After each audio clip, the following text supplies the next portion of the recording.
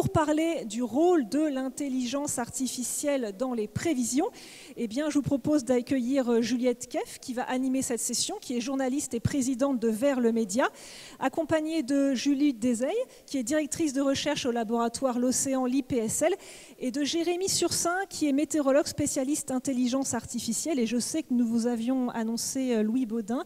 Il n'est pas encore là, donc je ne peux pas vous dire s'il va arriver ou pas. En tout cas, on va débuter cette session. C'est à vous. Bonjour à toutes et à tous. Je suis absolument ravie d'être avec vous aujourd'hui pour ce beau forum météo-climat. Effectivement, on va parler d'intelligence artificielle. On devait parler aussi de réalité immersive, mais le sujet de l'intelligence artificielle en soi, dans la météo et le climat, est tellement énorme qu'on va se recentrer là-dessus si Louis Baudin n'est pas là. Avant de commencer, j'avais envie de vous proposer un mini-jeu, c'est 3-4 questions. Ça s'appelle « Qui a déjà ?» Voilà, parce qu'il est 14h30, je sais que vous êtes probablement en pleine digestion, vous êtes un petit peu, vous avez eu beaucoup d'infos déjà depuis le début de cette matinée. Donc c'est très simple, la question c'est « Qui a déjà ?» Si vous êtes concerné par la question, vous vous levez, et sinon vous restez assis. C'est simple. Qui utilise l'intelligence artificielle générative type ChatGPT au quotidien, tous les jours? Alors vous vous levez si vous êtes concerné. Si vous pouvez vous lever, bien sûr, hein, si vous ne pouvez pas. Bah non, mais il y a des personnes qui ne peuvent pas se lever. Je m'attendais à plus de monde. Ouais, moi aussi, je m'attendais à plus de monde. En fait, c'est pas énorme. Ok. Qui a déjà utilisé ChatGPT au boulot ou dans ses études sans le dire à ses collègues, à ses profs Tout le monde peut se lever. Ok, bon. On voit, mais vous avez beaucoup d'honnêteté, donc bravo. Hein. Qui pense que le développement des IA a des conséquences sur l'environnement et le climat? Là, c'est bien. Bravo. Ok. Et qui pense que l'IA va remplacer les météorologues? Là, c'est un risque. Hein. Ok. Mais super, vous êtes très optimiste. On va avoir l'occasion d'en discuter pendant cette session, qui donc est dédiée au rôle des nouvelles technologies, notamment de l'intelligence artificielle dans le monde de la météo. Puisque que ce soit dans la recherche ou dans les applications plus opérationnelles, il est évident que les outils numériques bouleversent le quotidien à la fois des chercheurs et des personnes qui sont dans les entreprises de météo, à la fois pour comprendre le temps et aussi pour le communiquer, donc plutôt dans l'aspect présentation météo. Donc on va s'intéresser à ce que ces technologies apportent, aux risques aussi bien sûr qu'elles entraînent et aux limites. Et pour ça, j'ai deux intervenants de grande qualité aujourd'hui, donc je suis très contente de présenter Julie Deseille. Vous êtes Deseille ou Deseille? Non, on dit DE, mais personne n'arrive à le dire. Voilà. Julie, c'est bien. Julie DE, il y a un H, c'est très logique. Vous êtes donc directrice de recherche au CNRS, au laboratoire Océan, et vous co-dirigez le Centre de modélisation du climat. Votre spécialité, c'est en gros l'impact de l'océan sur le réchauffement climatique. C'est ça à peu près? L'impact, j'aime pas trop, le rôle. Parce que l'océan, c'est dans le climat. Et vous utilisez aussi des modèles climatiques, évidemment, qui du coup utilisent de plus en plus d'intelligence artificielle. Vous allez nous expliquer ça aujourd'hui. Et Jérémy Sursin, vous êtes météorologue et expert des applications de l'intelligence artificielle dans les prévisions opérationnelles. Et vous avez développé également votre propre modèle. Peut-être, je vais commencer, je vais me mettre aussi à votre niveau. Hop. Ah oui, je ne me suis pas présentée. Effectivement, donc moi c'est Juliette Keff, je suis journaliste et je suis la directrice de Vers, qui est un média d'actualité en ligne sur l'écologie. Si vous ne connaissez pas, vous pouvez aller faire un tour sur vers.eco, c'est en accès libre et gratuit. Jérémy Sursin, c'est quoi l'intelligence artificielle? Parce qu'en préparant cette session, vous m'avez dit oui, l'IA c'est un peu du marketing. Qu'est-ce que vous vouliez dire exactement? Alors oui, on entend beaucoup parler d'intelligence artificielle au sein des réseaux sociaux, au sein des applications mobiles ou d'autres technologies que vous utilisez au quotidien. Mais voilà, il y a aussi l'aspect marketing. Alors moi, je suis plutôt scientifique, hein, le marketing, c'est pas du tout mon domaine, mais il y a cet aspect-là. L'intelligence artificielle, moi je l'appelle plutôt intelligence virtuelle. C'est plutôt des équations, c'est tout un mélange, j'ai envie de dire, d'équations mathématiques ou autres qui existent depuis déjà des années. Statistique, c'est de la statistique, on va dire, qui est poussée, d'accord, mais qui est automatisée. Voilà, c'est principalement ça. On utilise ces statistiques, qui utilisent depuis une 50aine d'années d'ailleurs, mais maintenant on a la technologie en fait, maintenant. Et on a aussi les bases de données, on peut stocker la data.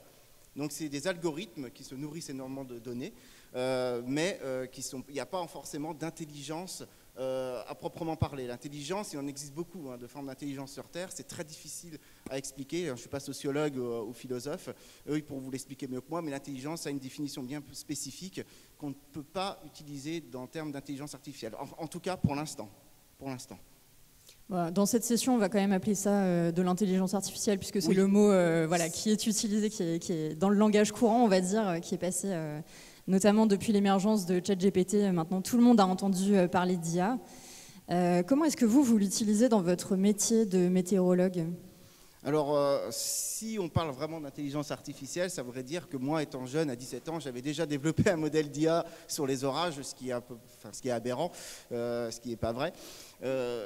Moi, l'intelligence artificielle, je l'utilise principalement pour la prévision météo, mais aussi dans mon métier pour comprendre. Parce qu'effectivement, on en parlera à la fin, l'intelligence artificielle, c'est un outil très puissant qui va cesser, je pense, de progresser dans les années qui viennent, avec la technologie qui évolue, mais ainsi que la science qui évolue, puisqu'on est limité par la technologie et l'aspect scientifique.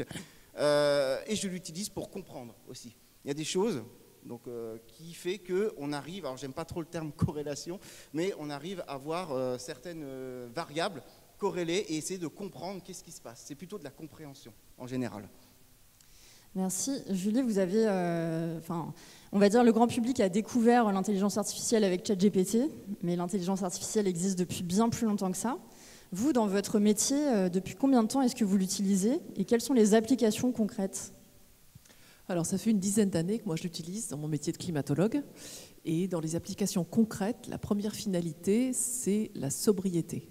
Et j'espère étonner tout le monde parce qu'en général, on associe IA avec l'empreinte carbone et le poids du numérique sur l'environnement. C'est vrai, c'est une réalité. Mais l'IA, c'est toute une boîte à outils de choses différentes. Et dans mon métier de climatologue qui modélise le climat et qui fait les projections du climat futur, l'IA me permet d'être plus sobre. Vous voulez que je détaille maintenant ? Tout à fait. Donc typiquement, un des premiers éléments, c'est que les modèles sont tous imparfaits. Ils ont tous des erreurs, des biais quand on les compare par rapport aux observations. Mais les observations sont très peu nombreuses. Vous voyez, voir qu'on n'en a quasiment pas du tout dans les océans. Or, les océans, c'est le climat. L'atmosphère a une résilience qui est très faible. Et la mémoire du climat, elle est dans les océans. Et on n'a pas d'observation. Donc c'est là où, du coup, l'IA classique, très gourmande de données, de bases de données énormes, est complètement inutile. Et ça ne peut pas fonctionner pour le climat. Or, le climat, ce n'est pas juste la météo un peu plus longtemps, c'est une autre dimension, c'est autre chose. Et si encore le climat était stationnaire, on pourrait se dire qu'on apprend à partir de données un peu disperses et imparfaites d'un système, mais qui est constant, et donc on peut les projeter dans l'avenir. Mais ça ne vous a pas échappé, le climat change. Donc ce postulat ne peut pas fonctionner. Donc l'IA pure pour les projections du climat futur, ça ne marche pas, c'est un mensonge. Maintenant, par contre, on a des modèles qui font des projections du futur avec des scénarios, par exemple, socio-économiques. Et on ne peut pas imaginer tous les possibles, parce qu'il y a beaucoup d'alternatives. Si là, j'arrive à vous convaincre tous tout de suite de changer vos modes de vie, eh bien, en fait, on va créer un nouveau scénario. Et celui-là, on ne l'aura pas anticipé, on n'aura pas fait la projection du futur qui correspond.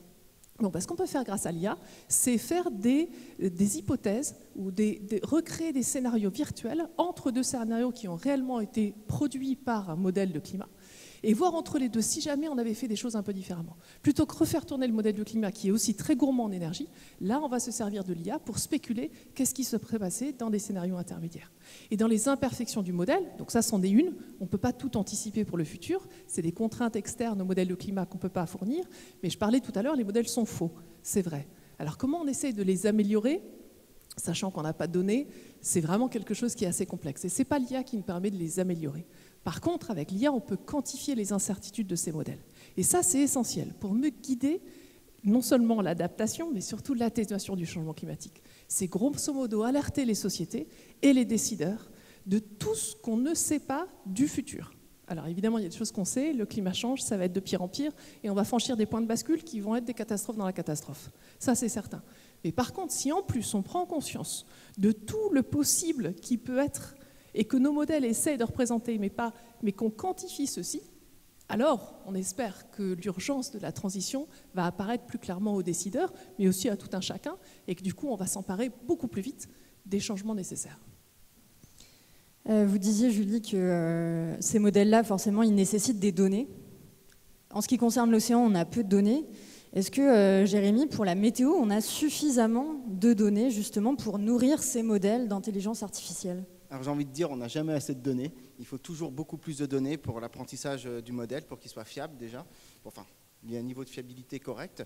Il faut encore, dans certains domaines, alors je parle des orages, parce qu'on a beaucoup de chasseurs d'orages parmi nous, pour modéliser effectivement, donc admettons des orages, c'est très compliqué. Déjà les modèles dynamiques ont beaucoup de mal. Alors la statistique, j'imagine même pas, ce sont des phénomènes très locaux, très spécifiques on va dire aussi. Donc c'est très compliqué et on m'a déjà posé la question plusieurs fois. Modéliser un orage par IA, c'est vraiment, enfin j'ai envie de dire aujourd'hui c'est infaisable. Il faudrait beaucoup de données, on n'en a pas assez. Donc dans certains domaines, on n'a aucune, enfin on a quasiment, j'ai envie de dire, pas de données.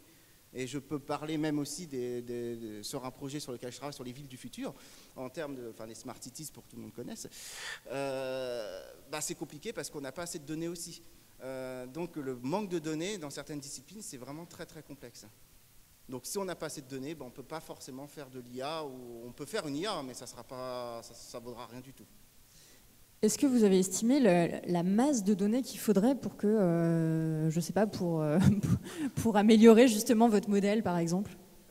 Non, ça prendrait combien de temps de recueillir toutes ces données ? Est-ce que c'est seulement possible, même si on travaille dessus des années et des années, est-ce qu'on va y arriver en fait ? Alors ça sera possible, hein. Moi c'est ce que je dis, la donnée qu'on prépare aujourd'hui, c'est la donnée qui alimentera les futurs modèles d'intelligence artificielle dans le futur.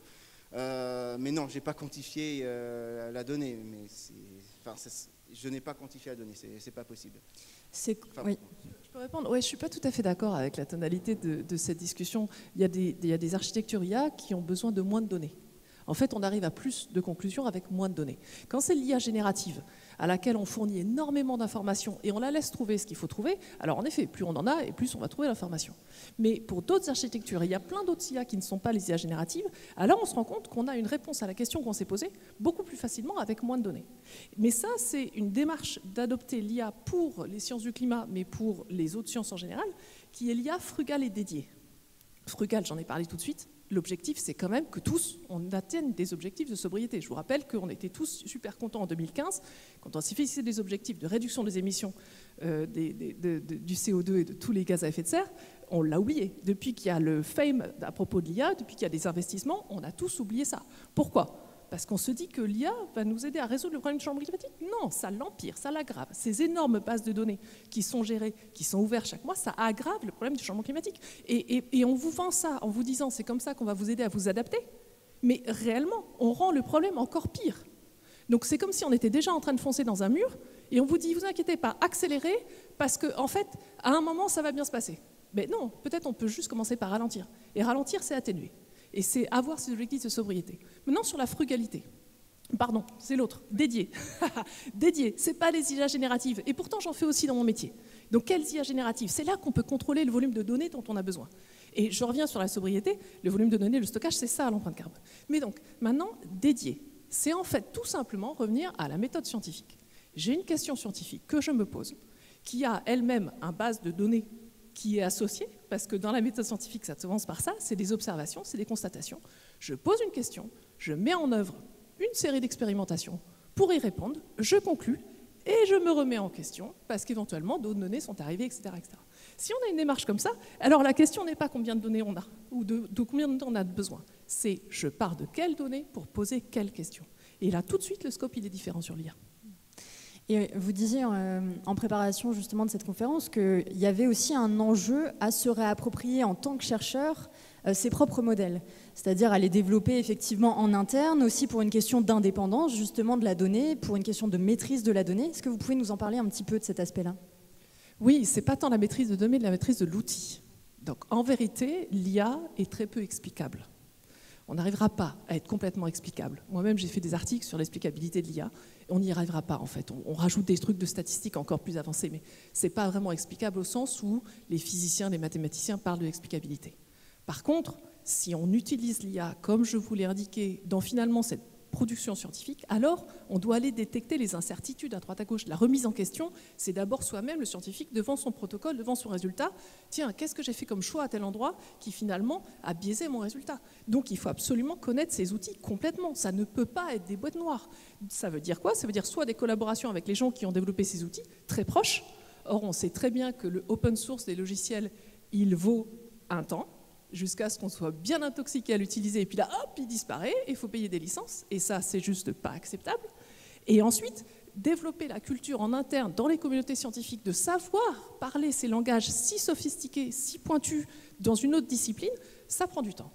Donc, il faut du temps, il faut de la patience, et il faut surtout l'open source, l'open science, partout.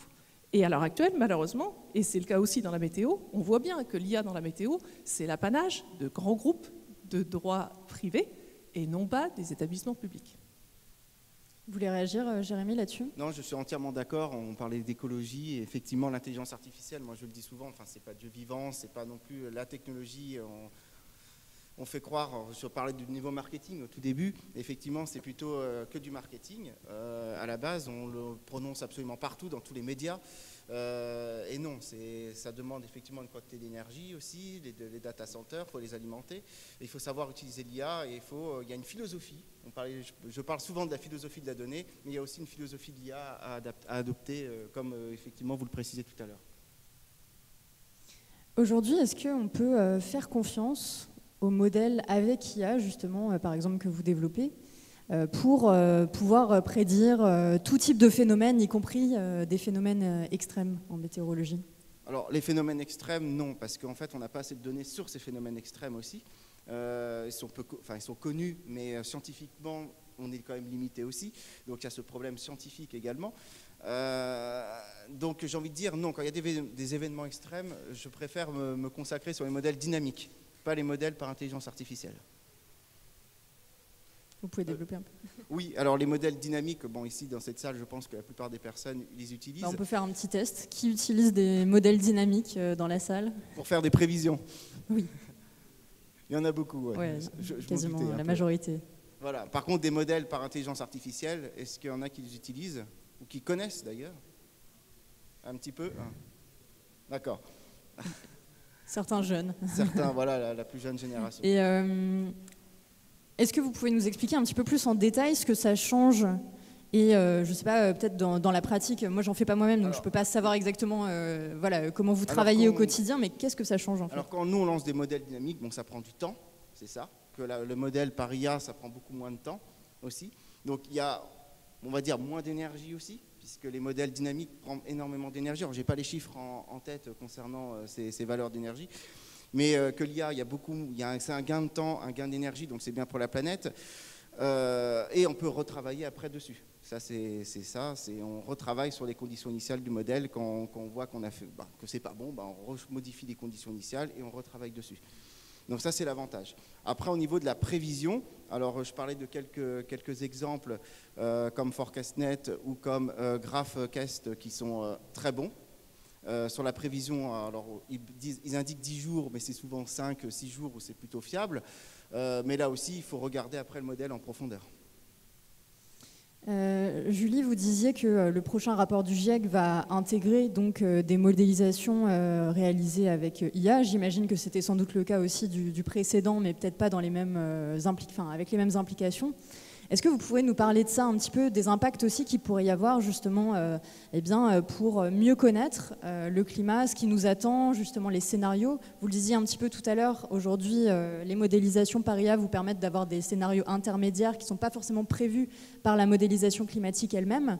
Est-ce que vous pouvez nous parler de cet aspect et en quoi est-ce que ça va être utilisé par exemple dans les méta-études comme celle du GIEC? Alors c'est deux choses différentes, les méta-études et les modèles. Donc, dans le précédent rapport du GIEC, qui se basait sur la génération de modèles de climat qui s'appelle CMIP6, dans cela, il n'y avait pas d'IA dans les modèles. Par contre, il y a eu de l'IA dans l'analyse, dans la méta-analyse de ces modèles-là, pour en effet interpréter notamment des questions de sensibilité climatique. Et ça a été fait de façon très spontanée comme une des méthodes dans l'analyse, sans qu'on se rende compte de ce que ça voulait dire. C'est-à-dire que, encore une fois, mon obsession, c'est les incertitudes. Et si beaucoup de gens ont déjà utilisé des modèles dynamiques, combien ont quantifié les incertitudes de leurs modèles dynamiques? Parce que ce n'est pas parce que le modèle dynamique, il semble faire les choses comme on les a observées et qu'il est assez facile à comprendre qu'il n'y a pas d'incertitude. Il y en a toujours dans le choix du schéma numérique qu'on a utilisé, dans la résolution, dans les paramétrisations, dans l'état initial, dans les conditions externes, etc. Vous continuez comme ça. Vous voyez, les incertitudes, il y en a dans l'IA, mais il y en a aussi dans les modèles dynamiques. Donc là, la prochaine génération de modèles du climat, qui s'appelle CMIP7, qu'on est en train de préparer pour le prochain rapport du GIEC, en effet, donc l'institut dont je dépends, qui s'appelle l'Institut Pierre-Simon Laplace, IPSL, il faut savoir qu'il y a 2 instituts en France qui font des modèles climatiques à l'échelle de la planète. Il y en a un à Toulouse, associé à Météo France, et puis il y en a un à Paris, c'est l'Institut Pierre-Simon Laplace. Et donc c'est moi qui ai le privilège de l'idée, le développement du modèle pour CMIP7.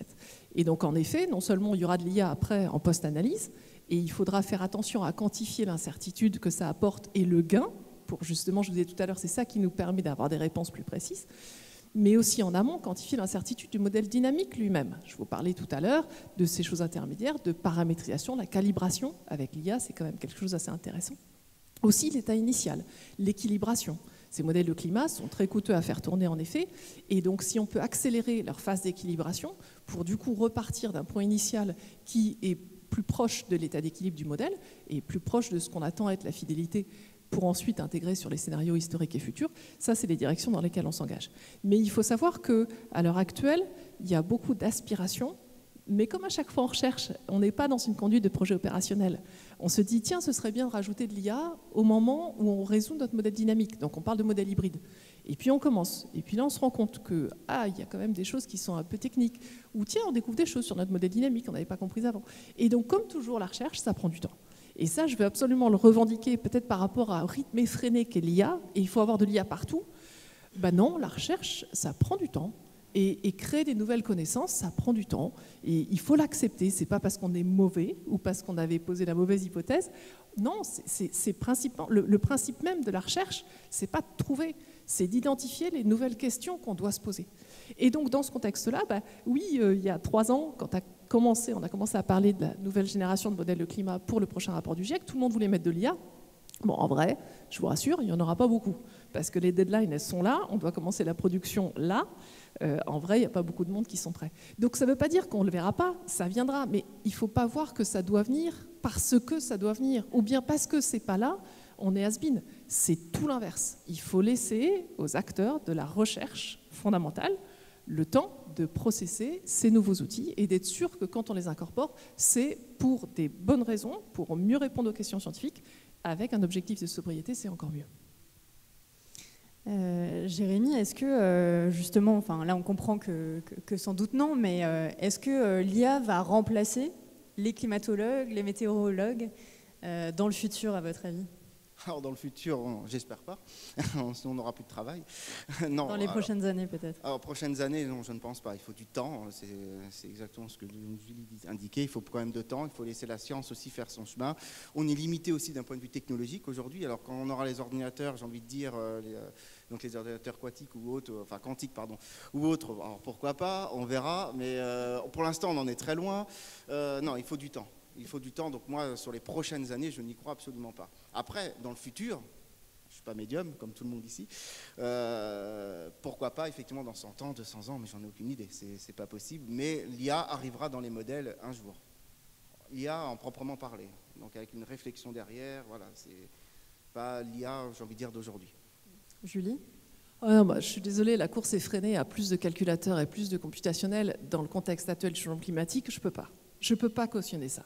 Je suis climatologue. L'urgence là, c'est tout arrêter et de décider qu'est-ce qu'on continue. C'est à ce point-là. Ma spécialité, c'est le Gulf Stream et la MOC, c'est les courants marins, c'est le point de bascule, c'est la catastrophe dans la catastrophe. Vous allez regarder mon nom, je fais plein de vidéos, de YouTube, de podcasts, de tout ce que vous voulez.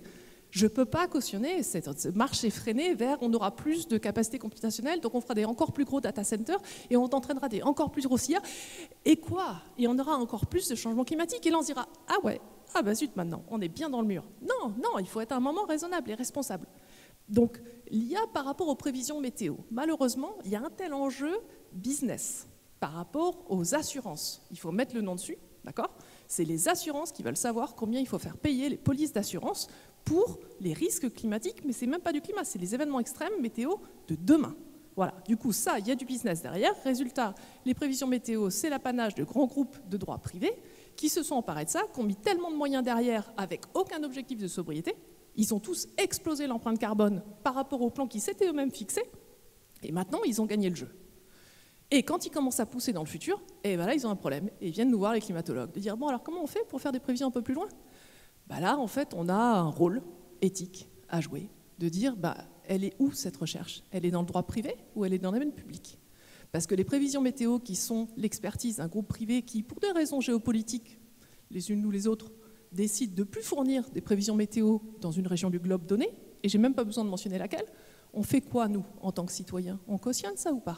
Et les recherches sur le futur, le climat futur, l'enjeu que ça présente en termes d'adaptation des infrastructures, le risque sur la santé des populations, c'est pas une blague. Je suis sûre qu'on en a parlé toute la journée pendant ce forum-là, et partout on en parle.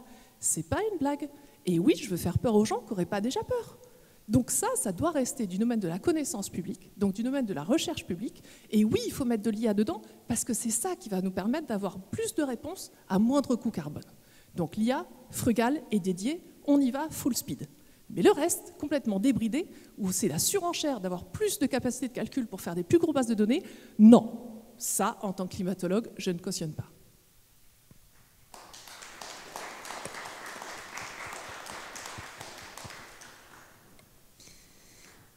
Vu les réactions, j'ai envie de donner un petit peu la parole à la salle. Ça vous va?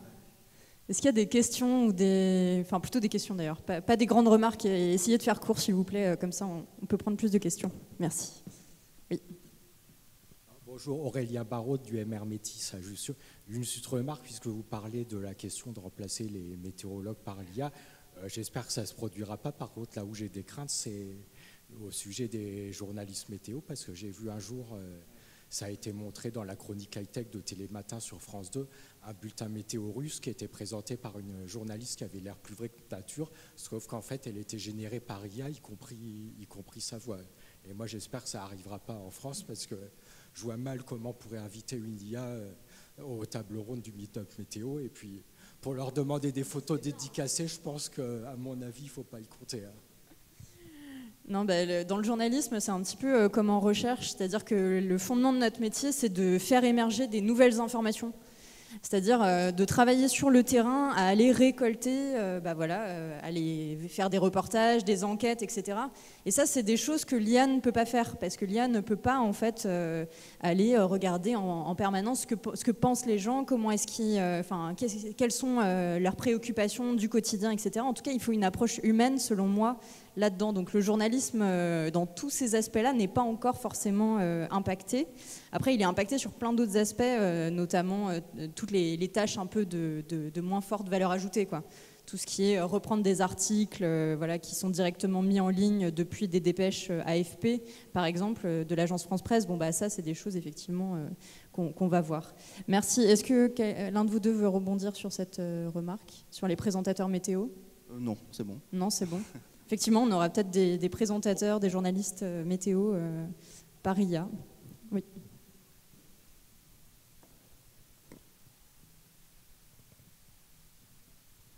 Donc, moi, en termes de modèles météorologiques, je consulte des modèles qui sont en gros des supercalculateurs, des ordinateurs géants qui calculent sur une dizaine, voire une quinzaine de jours, un peu moins, je dirais 3 jours, 2-3 jours maximum pour les modèles à maille fine, qui calculent les conditions météorologiques futures. Et sur un site internet qui s'appelle Météociel, j'ai vu apparaître le modèle européen ECMWF IA. Donc AIFS, c'est un modèle qui est basé sur l'intelligence artificielle, mais en termes de fiabilité, c'est pas pour ça qu'il va avoir de la meilleure fiabilité, puisque la météo n'est pas une science exacte, surtout à longue échéance.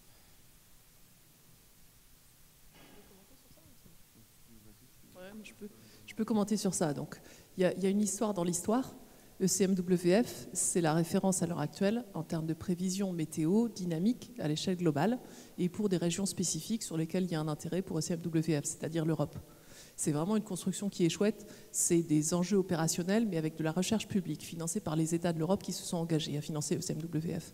Donc en termes de réanalyse atmosphérique, ce sont les meilleurs. Et c'est de ça que se basent les modèles IA comme GraphCast et ForecastNet. C'est sur ça qu'ils apprennent. Donc en fait, s'il n'y avait pas ECMWF, tous les autres, ils n'auraient rien fait. L'enjeu maintenant, c'est de pouvoir entraîner des modèles d'IA directement sur les données brutes, pas sur le modèle dynamique. Et sur ça, il y a des vrais enjeux de compréhension de la donnée et de qualification des incertitudes des différentes données, parce que ce sont des données hétérogènes à tout titre. Et sur ça, ECMWF a raison d'avoir mis un certain nombre de moyens à disposition pour pouvoir se doter eux-mêmes de leur modèle IA basé sur leur modèle dynamique pour ensuite pouvoir l'étendre aux données brutes. Et en réalité, eux, ils ne sont pas encore hors course. Je pense qu'ils sont encore dans la course et ils vont avoir des résultats qui seront intéressants. Ce qui est rassurant, c'est que justement, ils ne sont pas hors course et eux, c'est de la recherche publique, c'est financé par les gouvernements. Donc ouf, ils sont encore là. Oui. Bonjour, je suis Maxime Priard, je suis en master en changement climatique et je voulais vous demander du coup par rapport à votre intervention, par rapport au modèle climatique, quelles solutions vous conseillez et vous avez éventuellement pour une meilleure utilisation des modèles climatiques en général? Meilleure utilisation ou meilleur développement? Non, une meilleure utilisation pour en gros qu'on puisse utiliser les modèles climatiques mais de manière plus verte. Parce que tout à l'heure, vous avez dit pour qu'ils soient moins énergivores et qu'on soit moins amené à du coup avoir une empreinte carbone en conséquence plus importante. Alors, en effet, il y a une empreinte carbone qui est quantifiée pour toutes les projections climatiques futures. Elle est disponible, elle est ouverte. Et il y a une distribution qui est déjà mise au point pour que tous les gens puissent utiliser les résultats sans avoir à les recopier chez eux. Ça, c'est la première chose à faire. Et de nouveau, parfois je suis consultée par des entreprises de droit privé qui recopient les bases de données pour en refaire quelque chose à leur sauce. Ça ne va pas. Là, l'idée, c'est justement d'avoir des serveurs, et il y en a plusieurs réplicables par le monde, pour que justement on ait accès à la donnée et on puisse la manipuler. Et de ça, il y a par exemple un portail qui est fait directement par l'IPCC, par le GIEC, qui donne accès à des outils pour online reproduire d'autres qualifications, d'autres variables sur des scénarios et en choisissant quel type de modèle on veut utiliser, etc., etc. Donc moi je dirais, quelle est la façon de faire? Eh bien, utilisez les outils mis à vos dispositions par l'IPCC, par le GIEC ou par les organismes de recherche publique, parce qu'en fait, eux déjà vous fournissent énormément de données et d'accès. Refaire soi-même maison, ça a le risque en fait de dupliquer, d'avoir une empreinte carbone associée. Surtout, je vous en conjure, payer des services pour faire ça, je suis désolée, mais je ne vois pas l'intérêt en fait. C'est déjà disponible en droit privé. Et là, j'oublie de mentionner, il y a des sites qui sont faits par Météo France, il y a Drias qui donne des informations régionales, et j'oublie les autres, si vous avez les noms, n'hésitez pas à les dire. Voilà, tout ça, c'est des portails qui sont financés par la recherche, qui sont là, et la donnée, elle est là, elle est libre de droit, et elle est gratuite. Copernicus, merci. J'ai pas Copernicus, et j'en oublie un autre, je sais. Ça va me revenir. C'est ça, tout à fait. Merci. Et s'il y en a d'autres, n'hésitez pas à le mentionner. En fait, pour de vrai, moi je suis effarée quand je vois qu'il y a des gens qui payent pour avoir accès à ces types de données, alors qu'elles sont là gratuitement et qu'elles sont déjà faites pour vous. Après, je peux aussi faire de la pub pour le grand programme de recherche qui s'appelle TRAX, pour transformer la recherche sur le changement climatique et les services climatiques. Et TRAX, je fais partie des COPI, c'est un programme financé de façon nationale par le gouvernement qui va faire des résultats partagés ouvertement à tous. C'est de la recherche publique pour avancer la connaissance générale sans la faire payer derrière. Donc allez suivre aussi sur TRAX, il y a plein de références sur tous ces portails différents. Et je sais qu'on est en train d'en développer encore un autre, mais qui ne sera pas encore un doublon, mais qui fera référence à ceux qui sont déjà existants. Je suis un gros consommateur de Copernicus et de données RA5. Donc je rejoins effectivement ce qui a été dit. Oui. N'hésitez pas à lever la main quand je passe comme ça, je vois un petit peu le nombre de questions qu'il y a. Alors bonjour à tous, Maillot Matisse, 17 ans et je fais des prévisions météo sur ma chaîne YouTube. Alors ce que j'ai peur avec l'IA, c'est que les gens qui ne sont pas passionnés de la météo peuvent se faire manipuler par toutes ces prévisions qui peuvent être dommagées par tous ces modèles qui sont en train d'arriver petit à petit, comme AIFS et plein d'autres qui vont arriver. Et justement, tous ceux qui ne sont pas passionnés, ceux qui sont passionnés sont un peu plus au courant, mais ceux qui ne sont pas passionnés et qui vont sur ce site, comme Météo Ciel par exemple, peuvent se faire manipuler par les prévisions qui peuvent des fois être faussées. Alors après, moi je le dis souvent, utiliser donc l'intelligence artificielle ou les modèles, effectivement tu as raison, ça va pouvoir influencer certaines personnes dans un sens qui n'est pas forcément optimal ou correct. Mais après, il y a l'analyse derrière. Toi, tu fais de la prévision, tu sais faire une analyse, tu fais une analyse pour faire ta prévision.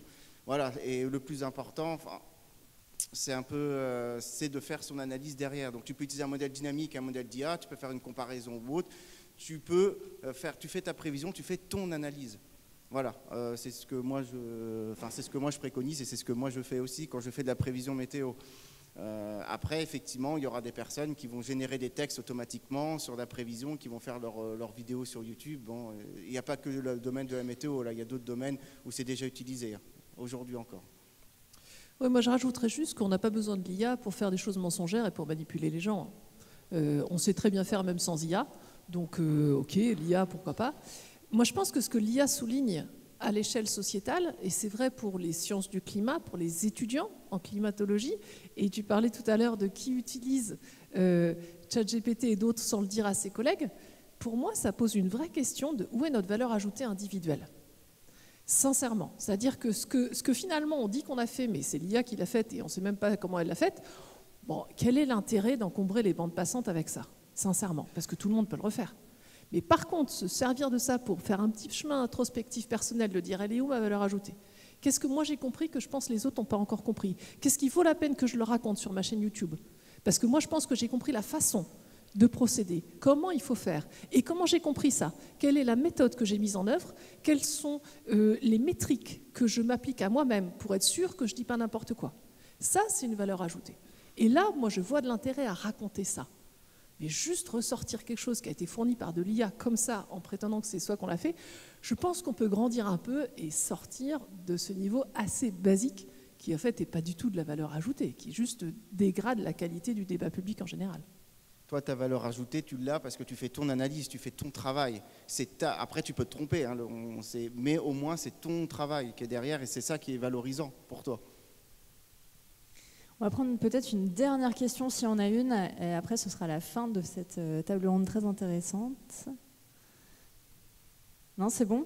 Du coup, est-ce que vous avez un petit mot de conclusion à nos échanges ou une information que vous auriez voulu donner justement pour le public qui est présent ici cet après-midi? Jérémy? Alors moi ce que j'ai envie de dire, c'est on ne se presse pas, on est limité déjà, comme je l'ai dit, d'un point de vue technologique et scientifique, donc on laisse la science vive, et après on avisera dans les années qui suivent l'évolution de l'intelligence artificielle. Enfin voilà, c'est un vaste sujet, mais ce serait comme ça que je pourrais conclure. Merci. Oui, pour rebondir, et en fait on est d'accord, mais pour le dire différemment, pour moi il y a urgence. Il y a urgence à changer nos vies. Il y a urgence à se recentrer sur le plus important parce que le changement climatique, il est là, c'est une réalité. Mettre de l'IA ou pas, si vous avez envie, venez nous rejoindre. On offre des stages de master, des bourses de thèse, des post-doctorats, on recrute des jeunes chercheurs de partout, tous les profils divers. Venez participer. Mais il y a urgence à s'emparer des vraies questions de fond. Et pour moi, en tant que climatologue, le fond, c'est d'arrêter tout de suite les émissions de gaz à effet de serre le maximum. Et donc, si l'IA peut nous y permettre, tant mieux. Mais si c'est pour parler du changement climatique, alerter sur l'urgence de transitionner, de se transformer et de se poser la question, c'est quoi ce qu'on garde, en fait, après, dans un monde idéalement plus bas carbone, mais qui sera plus chaud, il ne faut pas rêver. Un grand merci à tous les deux pour ces échanges.